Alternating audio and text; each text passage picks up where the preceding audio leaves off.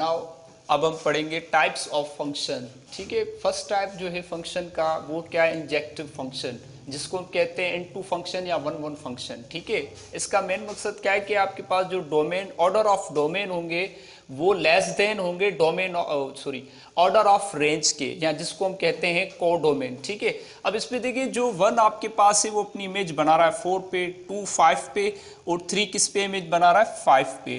तो यहाँ पे आप देखिए जब ये को डोमेन है हमारे, ठीक है, पर रेंज हमारी अब क्या होगी 4 और 5, क्योंकि जो डोमेन के जितने भी मेंबर्स हैं वो अपनी इमेज बना रहे हैं। एक तो वन जो है 4 पे, 2 और 3 5 पे बना रहे हैं, तो इसको आप ऑर्डर पेयर में ऐसे लिखेंगे। इसको हम क्या कहते हैं, इंजेक्टिव फंक्शन। ठीक है, अदर नेम, क्योंकि आप वन वन फंक्शन भी कह सकते हो, इनटू भी कह सकते हो।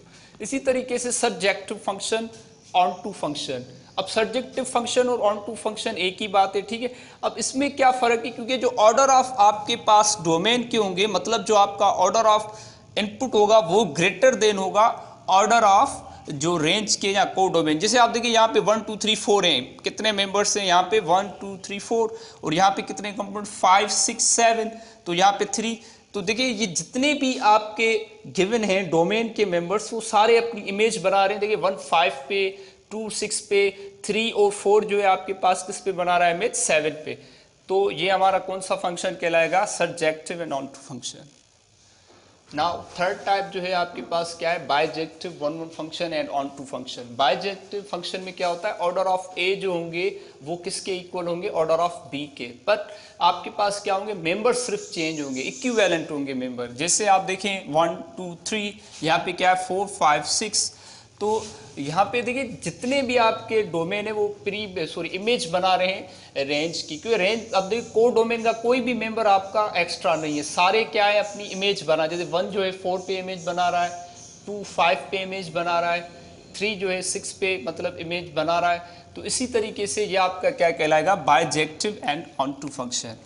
अब देखिए दूसरा मैंने एग्जाम्पल दिया हुआ है, ये इस वजह से एग्जाम्पल दिया है कि हमें ताकि पता चले ये फंक्शन क्यों नहीं है। ठीक है, अब देखिए एक बात आप याद रखें जहन में, कभी भी जब आप डोमेन के मेंबर्स राइट करेंगे और को डोमेन आपके पास क्या है 5 7 8, तो डोमेन में आपका एक भी मेंबर आपका रहना नहीं चाहिए। जैसे देखिए 3 यहाँ पे हमने छोड़ दिया है, क्योंकि जब ये एक भी मेंबर आपका रह जाएगा, मतलब एक भी मेंबर जो है अपनी इमेज नहीं बनाएगा को डोमेन के मेंबर पे, वो आपका फंक्शन नहीं कहलाएगा, इट इज नॉट फंक्शन। ठीक है, एंड अदर्स वर्ड में ये भी इसका दूसरा एग्जाम्पल है, अगर आपकी मतलब जो डोमेन है रिपीट हो जाए तो वो भी उस सूरत में भी आपका ये फंक्शन नहीं होगा। अब अनदर टाइप जो है कांस्टेंट फंक्शन। कांस्टेंट फंक्शन आपके पास क्या होता है, जो डोमेन होगी, जैसे एक एलिमेंट क्या है 1 2 3, को डोमेन या जिसे हम रेंज कहते हैं वो हमारा जस्ट 1 होगा, मतलब सेम होगा, कोई सा भी 4 लें 5 लें 6 लें, पर मेंबर जो होगा वहाँ पे सिर्फ हमारा सिंगल होगा। जैसे देखिए, और जितने भी आपके ए के जो मतलब डोमेन्स के मेंबर्स हैं वो सारे अपनी इमेज एक ही मेंबर पे बनाएंगे, तो उसको हम क्या कहते हैं, कांस्टेंट फंक्शन। मिसाल इसको अगर आप लिखेंगे ऑर्डर पेयर में तो ये इस तरीके से राइट होगा।